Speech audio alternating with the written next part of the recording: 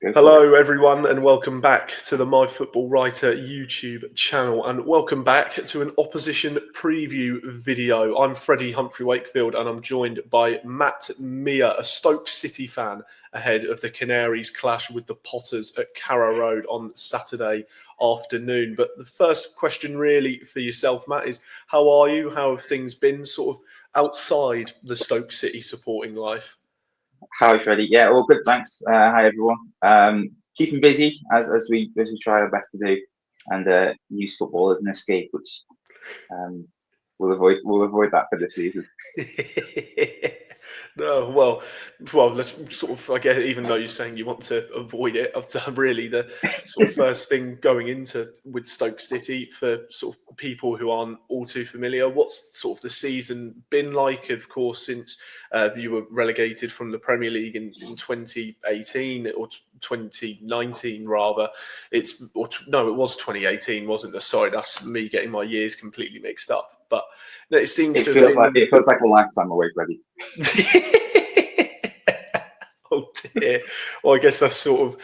I guess that's really sort of just how you begin talking about this whole period and maybe your season so far as well. You're sort of in the lower mid-table places, but it seems as if that's been a bit too much of an all-familiar tale for Stoke City over the last few years.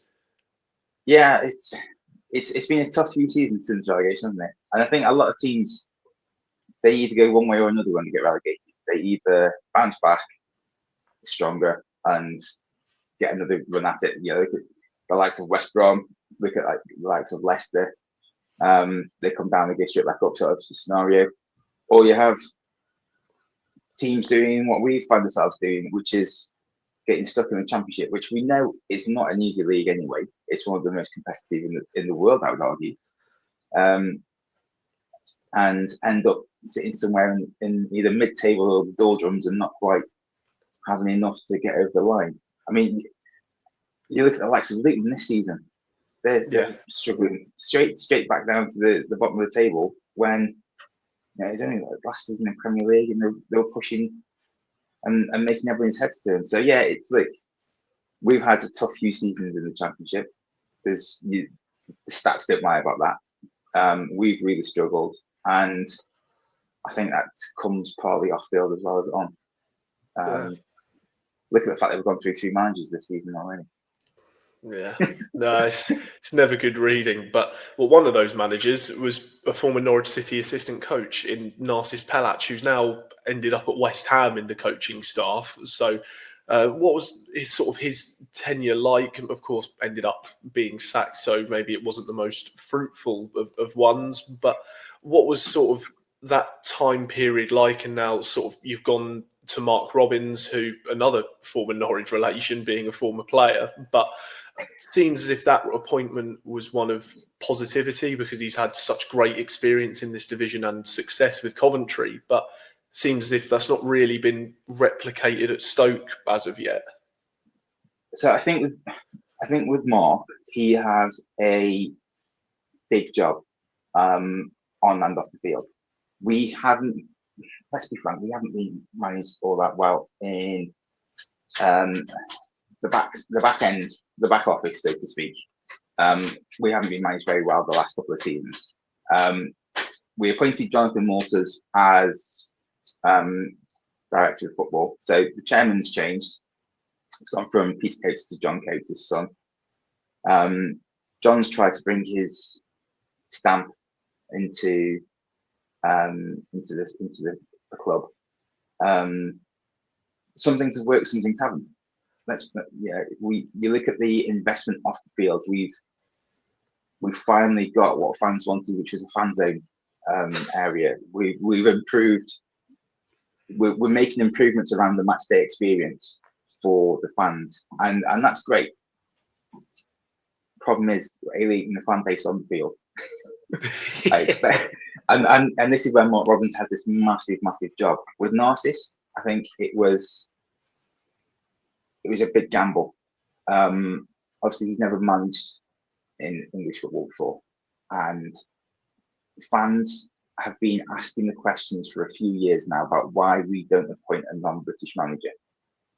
And we look at the likes of Leicester, we look at the likes of Norwich and Leeds, who bring in these non-British managers, have great success to begin with. They different style of playing the Championship and end up getting promoted to the Premier League. And questions are being asked, even around during Mark Hughes' tenure in the Premier League. Why do we never appoint a British manager? And finally, we do that, and it all goes wrong. It was a gamble. Did he have a fair shot at it? It's difficult to say. So we don't know how the season would have panned out with Narcissus in charge for the whole season. There was a downward trajectory overall, but I think there were games where he was really pushing on, and you could see what he was trying to implement. I just don't think he had the squad to do it. Yeah, I don't think he had the right players to do that, and to bring his ethos into the club as a whole. So we've reverted back to Mark Robins. I say that in the nicest possible way. He had great success, as we know, with Coventry last year. Unlucky with playoffs, unlucky in the FA Cup. I think Stoke fans are really holding on to hope that he can bring that success back to us. I don't think it's expected. Which, when you go back a few seasons, we almost expected success, and I think, given our time in the Championship so far, that is kind of faded away a little bit. A bit of hope is all we've kind of got to hold on to. But hey, you know what? I think he's making the right moves. He stopped most of the losses. I say that. I think 33% win rate for him at the moment. He's got a big rebuilding program to do on the field. He's brought back some players that have been left out in the cold, and have been shipped out on loan. You look at Lewis Baker last weekend; he had an immediate impact when he was brought back. So he's making the right moves. It's just we just need patience with him, and that comes from the fans. The fans have got to be patient and accept that it's not going to be an overnight job. And if we can get through, I'd say if we can get to sort of 55 points this season, I think we stand a chance of staying up, and that's what we've got to be looking at and then pushing on. No, of course. No, it's a sort of a good foundation to start with. Of course, staying in the division is massively important, especially for a team that has the prior stature of Stoke City, with being a very well-established Premier League team, playing in Europe, but at one time as well with some proper heritage names within English football. But you mentioned there just a few players like Lewis Baker, you mentioned there, and players who have come back from loan spells, and instantly I think of Nathan Lowe, who was out on loan with Walsall, had a really successful campaign with them so far in League Two. But is there any sort of other players that in your squad you look at who think can make a big difference on Saturday afternoon and perhaps get you over the line, or even get you all 3 points? I think collectively, if they are singing from the same hymn sheet, I think that we've got a really good team on paper. The problem we've had is that players haven't been turning up. I don't think it's fair to individualise and single out individual players and say that player can make a difference, that player can make a difference. Ultimately, they all can, but it's got to be on a good day for them, and that's where we've had too many individuals not showing up, and that's where we are. I think you've got the likes of Ali Al-Hamadi. I think he could make a difference up front. I think if Nathan Lowe gets a good run like he did at Walsall, like you say there, he's got potential there to be a really good young player for us. And he's got the energy, he's got the enthusiasm, and that's something that we've lacked of late. So yeah, absolutely. He could be banging them into the Championship if he's given the chance, but he's got to have the support from the field to do that. You look at overall like how we've been performing we're struggling to finish chances. We make the odd chance, but we're not converting them, and that's if you don't score goals, you can't win games, can you? Let's be frank. And there's just been too many individual errors.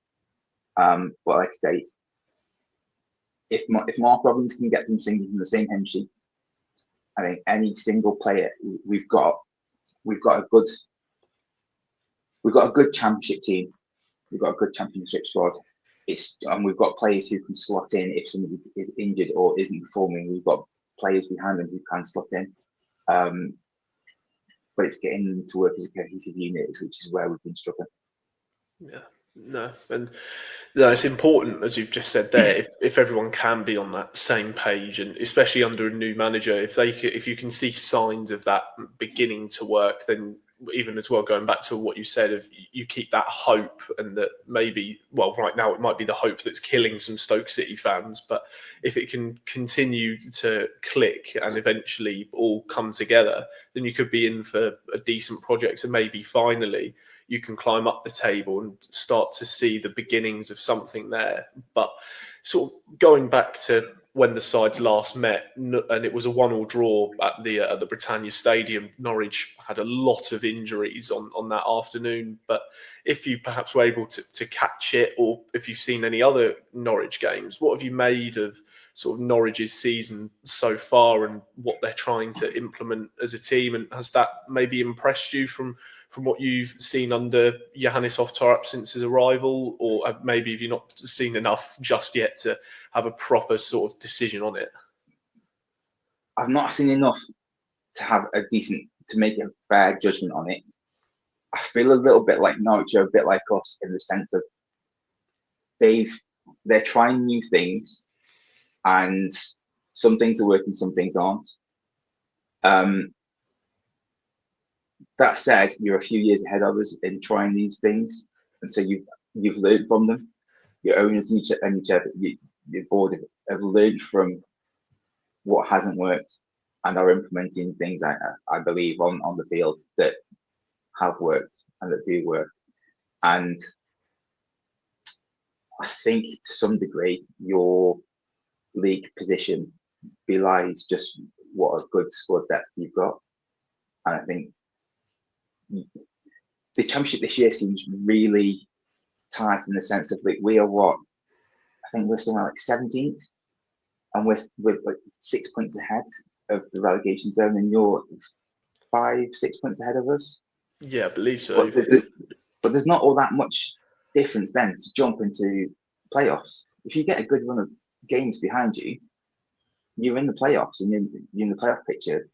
That said, we're looking over our shoulders at the likes of Derby, who are 6 points behind us, when we know full well that come the end of the weekend, that could well be 3 points, and then we're back in the relegation battle. It's such a tight division beyond the top 2 or 3. At this stage of the season, usually you can see 8 or 9 teams that could push on. But I think you have a chance of being in the playoff picture come the end of the season. I genuinely do. Yeah, I really hope so. I certainly hope so. I want to say it's either 5 or 6 points off of 6th place, and it's weird because, like you have just said, if you can win 2 games and everyone above you loses, yes, it's perhaps unlikely, but even if they win and draw a game, you're still getting the gap down. You're applying pressure, so there's no reason as to why any team really sort of around the mid-table picture can do it. And like you've just said, you have really the top 3, and even Sunderland you can include of like the top 4. A lot like last season, you have sort of 3 or 4 breakaways who just are the pacemakers, and then everyone else is just sort of fighting with themselves to just try and see who's going to be mid-table, see who will be up there. But hopefully we can end up in that position, Norwich, but it's going to be difficult. I think there's a lot of games where, especially in this month of February, where on paper there was so many games that looked at almost every single game looked as if, we'll win that. Oh, we might win that. Oh, we'll probably win that as well. And it's not been that. We've only got 4 points from 15, I want to say, in the month that, or I think it's 4 points from 12 rather. I think there's 15 up for grabs, including the weekend. But it's exactly that. This league can completely throw you off guard on any given day. But it's very interesting sort of how the league has worked out, and I guess really sort of come the end of the season, you've said there you want the team to steer away from relegation, but in terms of maybe, I don't know, it's difficult to say where an exact league position you think your side may finish, but do you think it will be a few places higher and you can maybe build and have a good end, or are you do you think you'll just be in and around where you are now and it will just be another sort of lower mid-table year and you pick up and try and give it a full backing of Robins next season? I think the fan base is really split at the moment. There are fans who really think that we should be aiming for 10th and higher. There are fans who are just happy to avoid relegation. And given the start of the season, well, that's a bit unfair because Steven Schumacher was doing a good job at the start of the season. Given that kind of October through to December period, that busy period and the run up to Christmas, where we were languishing in the relegation spots, I think if we could better last season's finishing position of 17th, like I say, at the start of the season that wouldn't have been acceptable. We would have been wanting top 10 or at least top half. But like I said, for that 3-month period, I think if any fan is expecting top half, it's unrealistic. If we can finish above 17th, fantastic. Right now, I'd be happy if we just avoided relegation, even if that meant finishing 3-4 points clear from the bottom three. There's been a lot of negativity around the club. I think being pragmatic about it, if we can finish 18th, 19th, we're still in the championship. It's a success. Obviously, the board of directors and the chairman's got a lot of different opinions, and they'll be hoping to push on. And I think Mark Robins will be hoping to as well. He's not really had a transfer window, and I think we've got to give him at least the whole of next season to get a fair reflection of what he can do with us. Whether they'll stick with him for 18 months, I don't know. I'd like to hope so. I think Mark Robins has the potential to be the Tony Pulis that we had, where we scraped enough points together to survive, and then we pushed on. I think Mark has the potential to replicate that. It's just whether the board stick with him, the fans stick with him, and whether the teams that come down from the Premier League and the teams that come up from League One, whether we get fortunate with that and we can turn draws and losses into wins. Yeah. No, that's exactly that, and that's what every team intends to do in order to kick on. It could well be that over these next few games you are able to start doing that, and you can, like you have just said yourself, you get the points total to sort of believe, right, okay, we're going to be in this division. Can we finish the season off strongly and set a foundation going into next year? I think that's exactly the right mentality, well, for any fan of any club to have. But it does seem as if that is going to have to sort of be the big mentality for the rest of this season. But sort of the last question from me really for you, Matt, sort of for the weekend game, perhaps, what do you expect? And if you were to predict a score, I know people love doing them and some people hate them, but what would you be saying for Saturday's game at Carrow Road? I think as long as we tighten up the defence, and Mark's had the week to work on that, as long as we do that, I think we could come away with a draw, and that's going to disappoint you, I know. But I think it's either going to be a draw, and it'll be a tightly contested one with plenty of action, or I think we'll lose by the odd goal. I can't see us coming away from Norfolk with 3 points. So you should be happy. You should be happy on Sunday.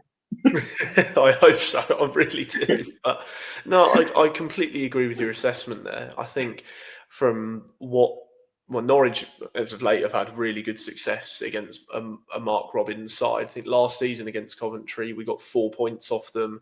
We beat Coventry earlier this season when he was in charge, sort of around September time, and I thought that was one of our best performances of the season. We worked really hard off the ball, and I think we'll probably need to do exactly that again.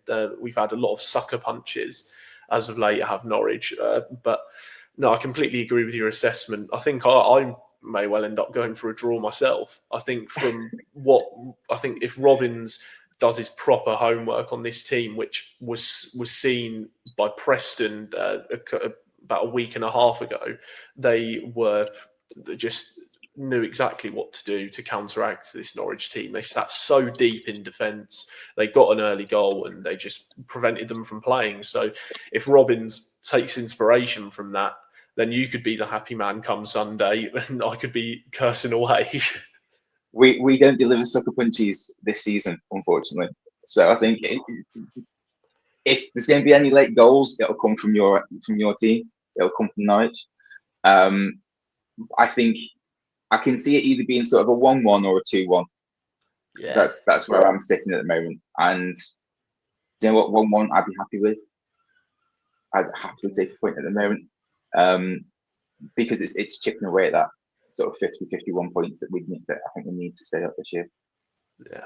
No, that's completely fair enough. Well, let us know what you all think in our comments below. What did you think will happen on Saturday afternoon at Carrow Road? I've been Freddie Humphry-Wakefield, and Matt, again, thank you for your time out of a busy schedule, I can imagine, for yourself. But no, thank you ever so much for coming on. Thanks, Freddie. and giving some insight to Stoke City as well, for those who may not know it. No, so it's goodbye from us, and we'll see you on the next video of ours here on the channel.